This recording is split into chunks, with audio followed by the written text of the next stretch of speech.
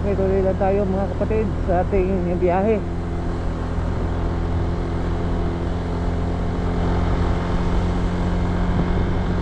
Medyo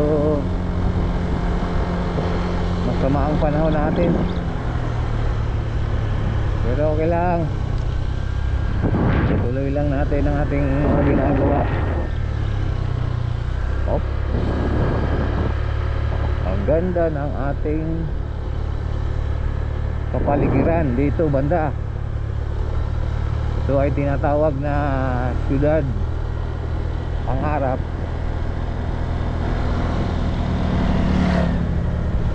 Siyudad Pangarap. Dito tayo, kukuha tayo ng mga views dito mga kapatid.